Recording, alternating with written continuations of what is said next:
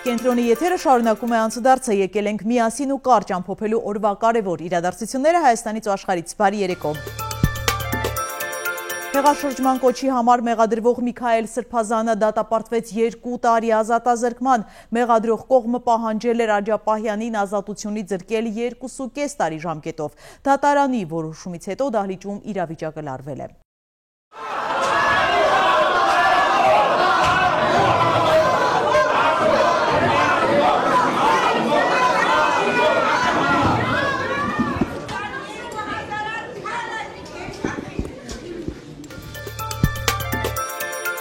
Նիկոլ Փաշինյանն աշխատանքային օրվա առավոտից տեսանյութ է հրապարակել, նաև հերթական գրառումն է արել։ Պետությունը պետք է ուժեղացնի մարդուն, մարդը պետք է ուժեղացնի պետությանը։ Հետո էլ Ծաղկաձորում մասնակցել է հանքարդյունաբերական ֆորումի, որն անցկացվում է երկրորդ անգամ։ Ես ուզում եմ կիսել մի տպավորություն վերջերս Չինաստան կատարած իմ այցից, ինձ շատ զարմացրեց, որ Չինաստանում շատ տարածված երևույթ է,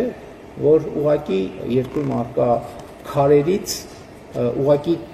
քարի հուշարձաններ գոյություն ունեն։ Եվ դրանք շատ գեղեցիկ են եւ շատ բնակավայրերին կոլորիտ են մատուցում եւ պարոն Խուդացյանի հետ ենք, ես ասացի, պատկերացեք մենք ոչ միայն շինարարության համար քար չունենք մեր երկրում, չնայած քարի երկիր ենք, բայց մեր Հայաստանի 60%-ը երևի տուֆից է պատրաստված, բայց մենք տուֆին մեր հարգանքի турքը նորմալ չենք էլ մատուցում եւ տուֆի արձան կամ մոնումենտ չունենք նույնիսկ եւ որոշեցինք, որ անպայման առաջիկայում Արթիկ համայնքի հետ մենք այս բացը կլրացնենք։ Ինչու Թրամփին չի հաջողվում հիշել Հայաստանն ու Նիկոլ Փաշինյանին, գործընկերս այս հարցն է ուղղել իշխող ուժի падգամավորներին։ Ինձ միշտ հետաքրքրում է, օրինակ դուք ղեկ մենակ հարցի մի կողմը տեսնում, ասենք Ամերիկայի նախագահը, Ամերիկայի Միացյալ Նահանգների նախագահը շփոթվել է իր հրապարակային խոսքում Ադրբեջանին էլ ինչ-որտեղ ոնց որ թե անվանել է Կամբոջա, չէ։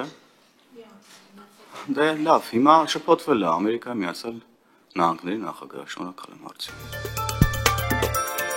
ԿՊԱ-ականները նաև մեկնաբանել են, թե արդյոք Փաշինյանը Ալիևից ճշտել է, ինչ նկատի ունի միջանցք ասելով։ Ես վստահ եմ, դուք տեսել եք երեկվա հանդիպման ավարտին հրապարակված մամուլի հաղորդագրությունը, որը նույնական էր հրապարակել ինչպես Հայաստանի Հանրապետության վարչապետի աշխատակազմը, այնպես էլ Ադրբեջանի նախագահի աշխատակազմը, եւ այնտեղ շատ հստակ ֆիքսված է, որ Հայաստանի վարչապետի եւ Ադրբեջանի նախագահը ի թիվս այլ հարցերի քննարկել են նաեւ Հայաստանի տարածքով անցնող թրիփի ուղի ենթակառուցվածքային ծրագրի հետ կապված հարցեր եւ կարծում եմ սրանով հարցը կարելի է փակված համարել։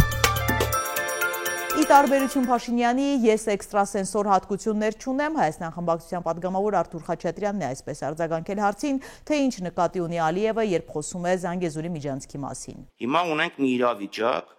երբ Փաշինյանի մեկնաբանությունները էապես տարբերվում են Ալիևի մեկնաբանություններից եւ ողջամիտ հարց է առաջանում։ Լավ, մի հատ հասկանանք, այս բառի տակ ինչ ենք հասկանում։ Միգուցե այլաբանություն է, ինչպես ձեր գործընկերուհին ասաց, այլաբանություն է այդ միջանցքը, թե իրական միջանցք է, որը լույսը կարելի է վառել եւ անջատել։ Առանց դրա այս հափշտապությունը ինչով է պայմանավորված։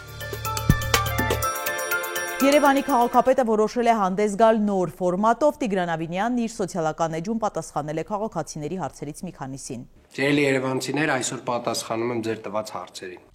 Խնդրում եմ օպերայի շրջակա տարածքի ասֆալտը փոխարինել այլ բանով։ Շատ տգեղ էր եւ մոխրագույն։ Նաեւ հարակից սրճարանները հնարավորինս ազատել եւ վերադարձնել կանաչը տարածքում։ 2018 թվականից անցել է 7 տարի, դեռ նույն խնդիրը կա։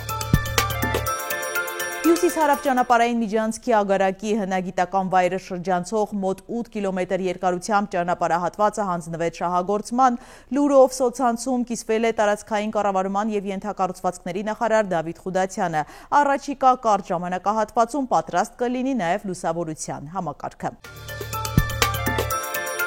Հայաստանում է ԱՄՆ մաքսային և սահմանային պաշտպանության ծառայության թիմը Հայաստանի սահմանապահ ուժերի հետ սեպտեմբերի 29-ից հոկտեմբերի 11-ը իրականացնելու են կարողությունների գնահատում և բացահայտելու բարելավման կարիք ունեցող ուղղությունները։ Այս վերլուծական մեթոդաբանությունը, որը հաջողությամբ կիրառվել է այլ վայրերում, կօգնի ամրապնդել սահմանների անվտանգությունը, հստակեցնելով ռազմավարական ներդրումների պահանջող ուղղությունները։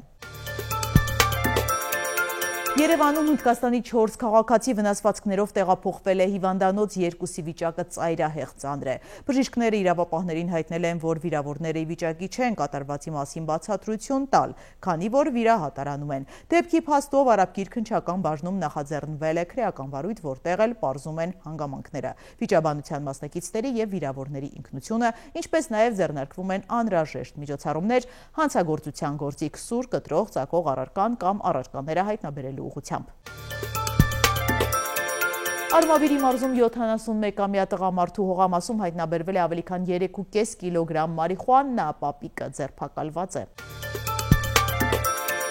Իրանի մայրաքաղաքի տեղափոխումն ընտրություն չէ, այլ անհրաժեշտություն, ներդրողների և տնտեսական ակտիվիստների հետ հանդիպման ժամանակ հայտարարել է նախագահ Մասուդ Փեզեշքյանը։ Նա առաջարկում է մայրաքաղաքը տեղափոխել Պարսից ծոց։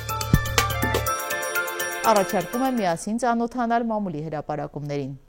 Հրապարակը գրում է. նախորդին պատիվ ունեմ խմբակցության քարտուղար Տիգրան Աբրահամյանն ու Հայաստան Դաշինքից Իշխան Սաղաթելյանը հանդիպել են, քննարկել անելիքները իմպիչմենտի գործընթացի հետ կապված։ Պատիվ ունեմը Հայաստանի ներփոխանցել ձևաթուղթը, սակայն քանի որ որոշ падգամավորներ ԵԽԽՎ-ում գործուղման են, 3-ից 4 հոգի դեռ չի ստորագրել։ Բացի այդ, կալանքի տակ գտնվող Արթուր Սարգսյանի մոտ էլ պետք է ձևաթուղթ տանեն ստորագրի։ Այդուհանդերձ երկու ֆրակցիաները միասին 34 ստորագրություն ունեն, 2 ձայն պակասում է նախագիծը շրջանառելու համար։ Հովիկ Աղազարյանն ու Հակոբ Աստանյանը պահանջներ ունեն, առաջարկում են նախ 4 ուժերի միջև իշխանության հստակ բաժանում անել, որ հետո բոլորը պաշտոններ ստանան։ Աղազարյանը փոխվարչապետի պաշտոն է ուզում։ Տիգրան Աբրահամյանին հարցրին, ինչ են պատասխանել Աղազարյանին։ Այս պահին դեռևս մեկնաբանություն չունեմ, մեր գործընթացի հետ կապված աշխատանքները շարունակվում են, երբ լրացուցիչ ասելիք լինի կհայտնենք։ Իսկ ճիշտ է, որ Աղազարյանը փոխվարչապետի պաշտոն է ուզում ստորագրության դիմաց։ Մենք որևէ մեկի հետ պաշտոնների հետ կապված քննարկում չենք իրականացրել, որովհետև գործընթացի հիմքում ոչ թե պաշտոններն են, այլ իշխանությունների շուտապույտ հեռացման ծրագիրը։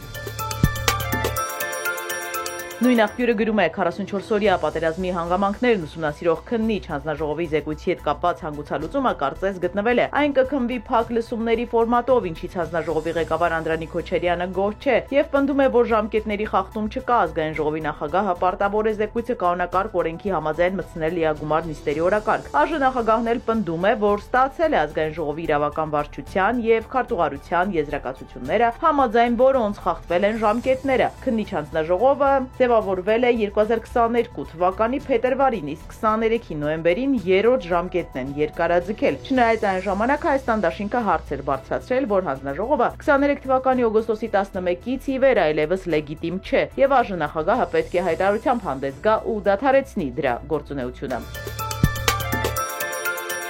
Ժողովուրդը գրում է Ազգային ժողովի падգամավոր ՔՊԱ-կան Քրիստինե Պողոսյանը հաստատեց տեղեկությունը, որ 44-օրյա պատերազմի հանգամանքներն ուսումնասիրող Ազգային ժողովի քննիչ հանձնաժողովի 210 էջանոց զեկույցը հանձնաժողովի անդամների մեծամասնությունը չի տեսել, դրան չի ծանոթացել։ Անդրանիկ Քոչարյանը 3 լրագրողների ճեպազորույցում ասաց, թե 2023 թվականին բոլորին ուղարկվել է զեկույցը, սակայն հանձնաժողովի 11 անդամների մեծ մասը Ժողովուրդ օրաթերթի հետ զրույցում հավաստում են, որ զեկույցը չեն տեսել։ Միայն 4 ստորագրություններ կամ փաստաթղթի տակ, որոնք նշանակում են հանձնաժողովի անդամը հավաստում է, որ ծանոթացել է զեկույցին, համաձայն է բովանդակությանը։ Ժողովուրդը նաև գրում է. Սանկտ Պետերբուրգում Հայաստանի հյուպատոսարանի շենքում մահացած հայտնաբերված Բորիս Ավագյանի ողբերգական դեպքի վերաբերյալ արտգործնախարարությունն ու քննչական կոմիտեն արձագանքել են ժողովրդի հարցումներին։ Հիշեցնենք, որ սեպտեմբերի 24-ին Սանկտ Պետերբուրգի հյուպատոսարանում մահացած են գտել Արցախի նախագահի հատուկ հանձնարարությունների գծով նախկին ներկայացուցիչ Արթիկի նախկին փոխքաղաքապետ Բորիս Ավագյանին։ Ավագյանը մինչ այդ տեսանյութ էր տարածել, հայտնելով, որ գտնվում է հյուպատոսարանում եւ խնդրում է իրեն արտահանձնել Հայաստան։ Ժողովրդի հարցմանն արձագանքելով արտաքին գործերի նախարարությունից հայտնեցին, որ դեպքի առնչությամբ նախաձեռնվել է քրեական վարույթ քննչական կոմիտեում։ Վարույթի հիմքի եւ ժամանակի վերաբերյալ մանրամասներ նախարարությունը չի հաղորդել։ Քննչական կոմիտեի ժողովուրդ հրաթերթին տեղեկացրին, որ անձի մահվան դեպքով ՔԿ-ի կողմից նախաձեռնվել է քրեական վարույթ։ Փաստաբանը պնդում է, որ Ավագյանը չէր կարող ինքնասպան լինել, իսկ ռուսական մամուլը գրել էր պարտքի վերաբերյալ խնդիրների մասին։ Դեպքի հանգամանքները շարունակում են քննվել Հայաստանի Հանրապետության եւ Ռուսաստանի Դաշնության իրավապահների համագործակցությամբ, բայց ամեն դեպքում Բորիս Ավագյանի մահը շատ առեղծվածային էր։ Արծվաբերդի անտառներում հայտնաբերվել է սնկի անհետացած համարվող տեսակ, որը հանդիսանում է կավե դարաշրջանի ռելիկտ։ Վերջին անգամ Հայաստանում այն հայտնաբերվել է 110 տարի առաջ։ Եվ եղանակ առաջիկա 3 օրերին Հայաստանում անձրև չի գա, մինչև հոկտեմբերի 7-ը ջերմաստիճանը կբարձրանա 8-ից 10 նիշ։ Արարատյան դաշտում կարող է գերազանցել 30-ը, այնպես որ ինչպես խոստացել էին հիդրոօթերևութաբանները, տաք հոկտեմբերն ուժի մեջ է։